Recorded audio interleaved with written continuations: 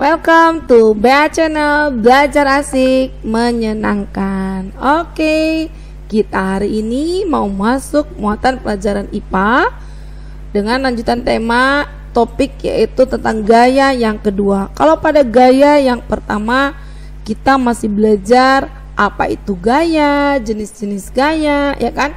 Nah, kali ini kita akan lebih detail lagi mempelajari gaya, yaitu khusus tentang gaya listrik. Gaya listrik. Nah, kamu tahu kipas angin ini bagaimana, kenapa bisa bergerak? Wah, sudah ada yang jawab. Luar biasa ya. Apalagi sekarang udara sering panas ya.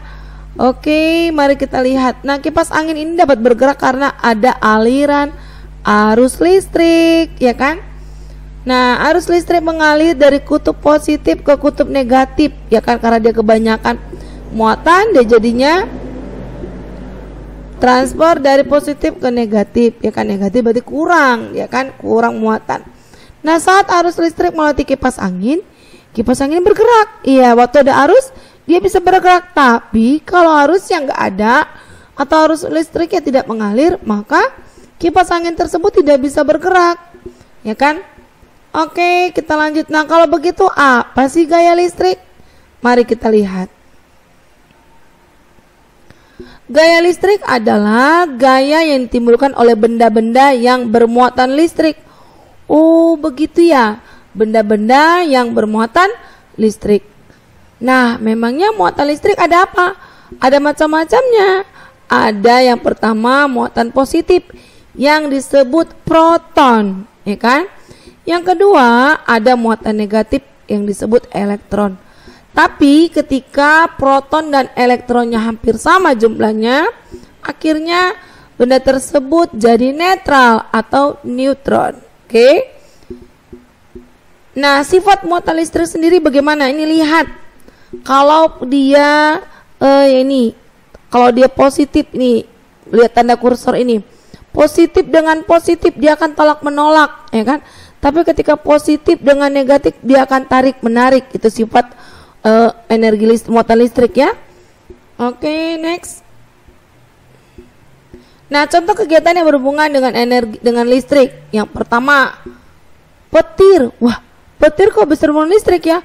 Iya, karena petir itu adalah salah satu contoh dari listrik, ya kan? Kemudian listrik statis. Kemudian ada lagi industri elektromagnetik dan juga arus listrik, ya kan? Oke, next.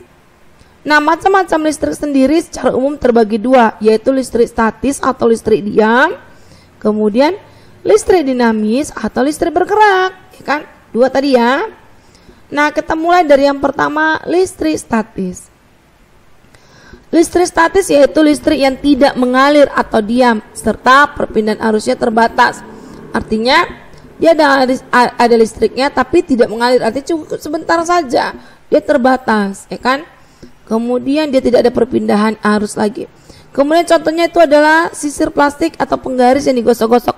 Kamu tentu sudah mempraktekkannya ya. Ketika kamu menggosok-gosok sisir plastik ataupun penggaris, kemudian didekatkan dengan potongan kertas. Nah, potongan kertas itu bisa ditarik oleh sisir plastik atau penggaris. Kenapa? Karena hasil gosok-gosok dari sisir plastik ataupun penggaris tadi menghasilkan listrik, yaitu listrik statis. Tapi itu tidak lama, dia hanya sebentar karena dia tidak terjadi aliran. Itulah yang disebut listrik statis. Contohnya lagi tadi adalah petir yang tadi kita baca dari awal. Petir itu juga listrik statis, tidak ada aliran, ya kan? Dia hanya singkat, tapi bisa jadi itu juga terjadi besar, makanya bisa menyebabkan kematian juga ya. Kalau ada sangat kuat sekali perbedaannya. Oke, lanjut. Listrik dinamis, lawan dari listrik statis. Kalau tadi listrik statis tidak bergerak, ini bergerak atau mengalir, jadi ada rangkaian, ya kan, ada rangkaian kelistrikan. Nah, arus listrik sering disebut listrik dinamis ini sering disebut arus listrik, yaitu aliran muatan listrik pada rangkaian tertutup yang mengalir dari potensial tinggi ke potensial yang rendah. Nah, tempat yang potensial tinggi itu disebut dengan kutub positif, sementara yang potensial rendah itu disebut dengan kutub negatif, ya kan? Jadi tadi seperti dikatakan di awal bahwa aliran itu dari positif ke negatif, dari yang banyak potensial banyak muatannya ke yang sedikit muatannya, ya kan? Dan ini terjadi berpindah-pindah, makanya disebut dengan listrik dinamis. Oke, perbedaan potensial antara kutub positif negatif disebut dengan tegangan. Nah, ternyata perbedaan dari kutub negatif dan kutub positif itu ada menghasilkan tegangan atau yang disebut dengan potensial listrik. Nah, untuk mengukur potensial listrik atau tegangan listrik itu digunakan alat yang disebut dengan voltmeter. Alat pengukur yang merupakan penggabungan ampermeter. Ampermeter itu mengukur kuat arus.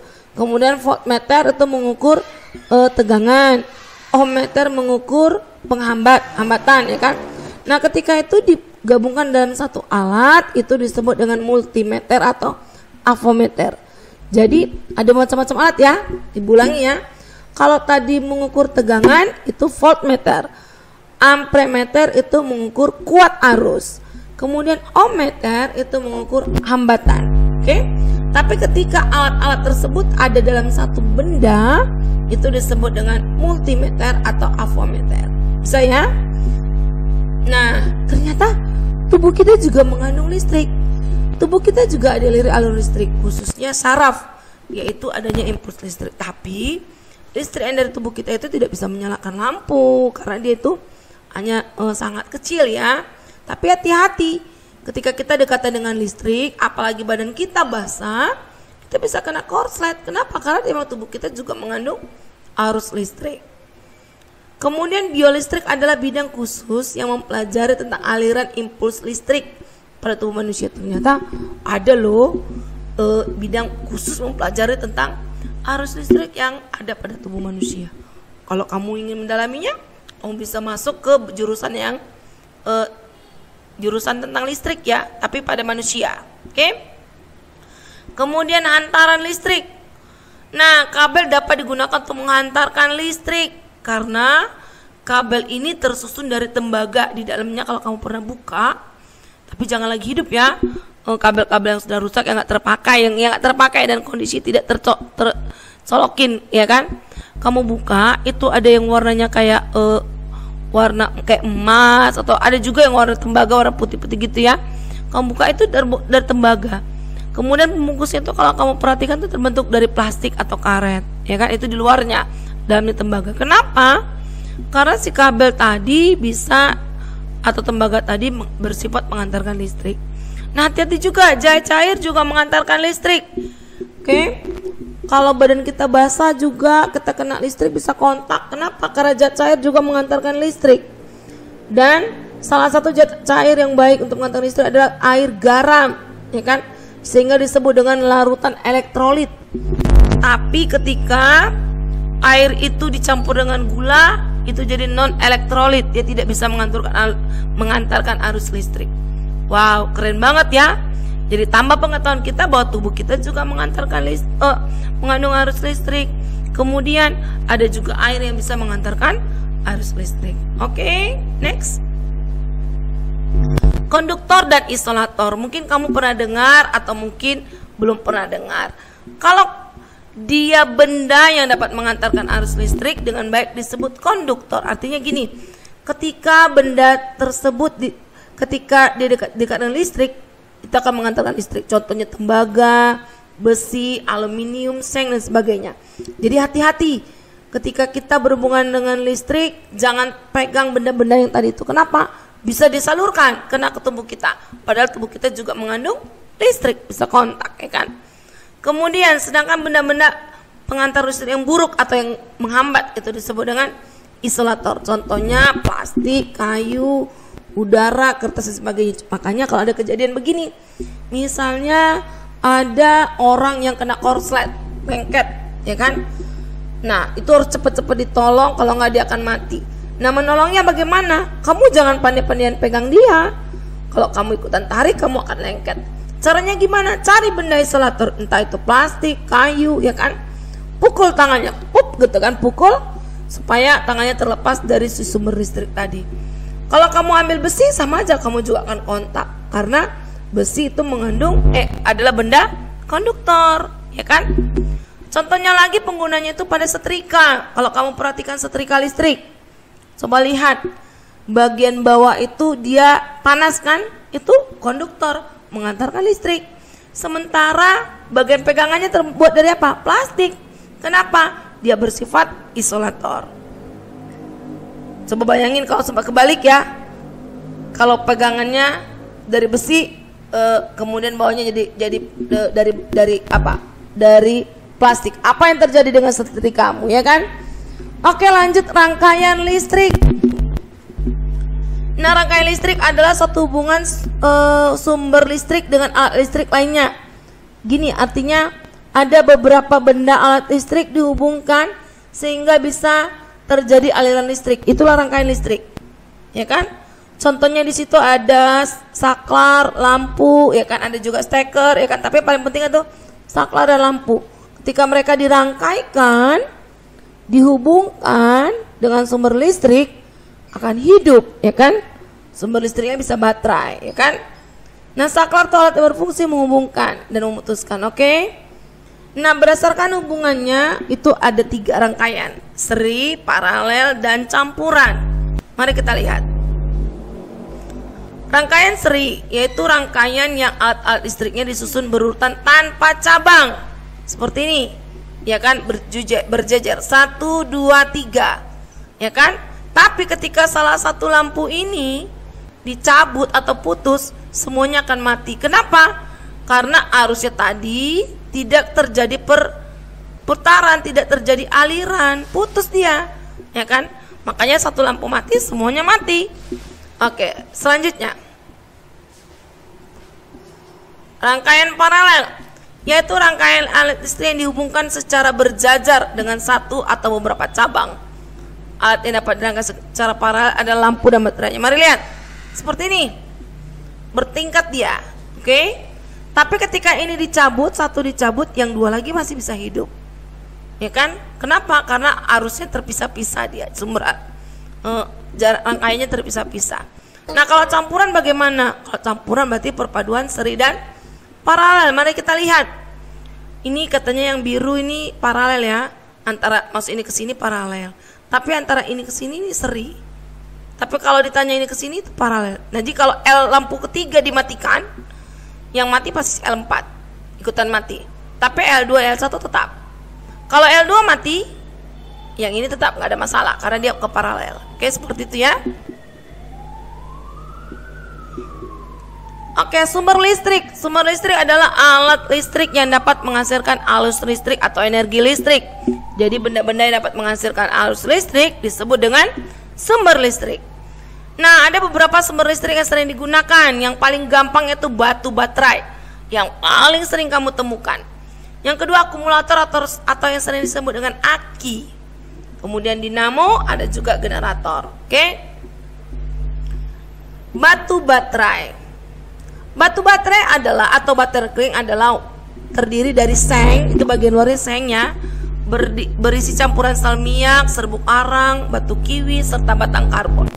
Nah, ketika benda-benda yang tadi serbuk arang, batu kiwi, batang karbon, sel minyak bereaksi, dia akan menghasilkan kutub positif dan kutub negatif.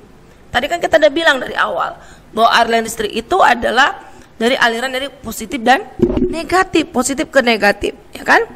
Nah, sementara perbedaannya itu ada sebesar 1,5 volt. Tadi volt itu apa? Tegangan listrik, ya kan? Oke, jika baterai kering dipakai, kekuatan listrik akan semakin berlama. Artinya gini, kamu baru beli baterai, terus baterainya dipakai, lama-kelamaan muatannya atau kekuatannya akan berkurang. Dan kalau sudah berkurang, akhirnya habis, ya udah, dia tidak bisa digunakan kembali, ya kan? Kenapa? Karena sumber energi sudah habis. Aki atau akumulator, akumulator atau aki sama ya, yaitu atau sering disebut dengan baterai basah. Itu terdiri dari lempengan logam timbal dan timbal peroksida yang di dalamnya ada larutan asam sulfat.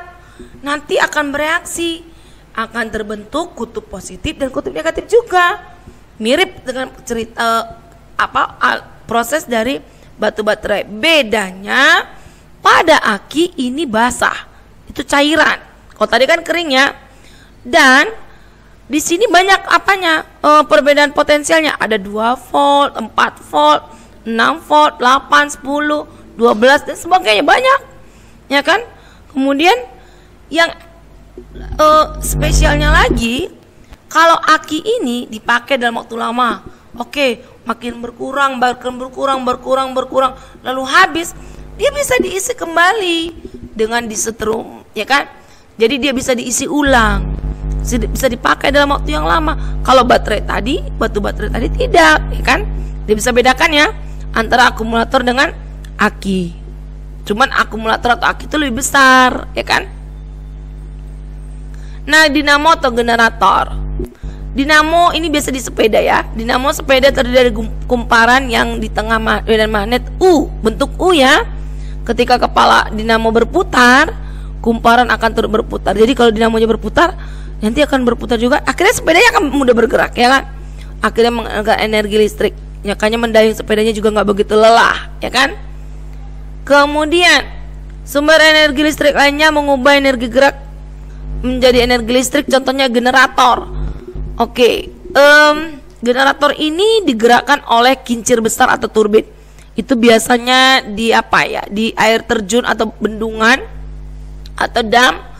Kemudian air terjunnya jatuh, akhirnya dia menggerakkan turbin, bergerak turbinnya, dia menghasilkan lalu ditangkap oleh generator, lalu dirubah jadi energi listrik.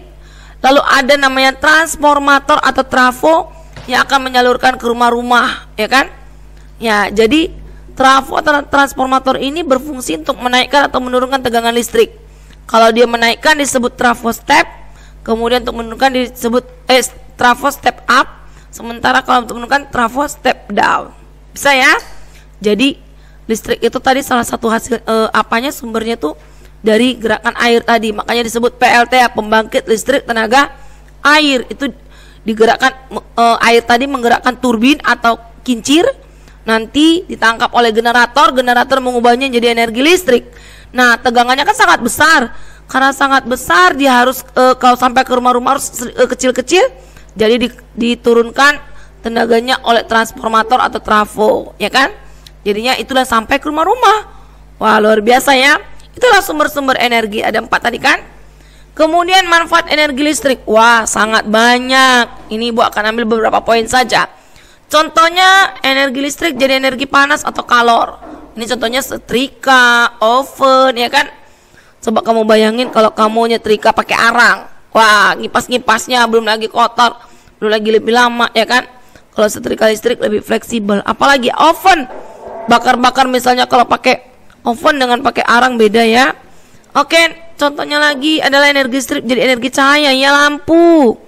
Ya kan, coba kalau kamu bayangin kalau sampai sekarang masih pakai lampu petromak atau lampu minyak, wah udah kurang terang, kemudian juga lebih repot dan gak hemat ya.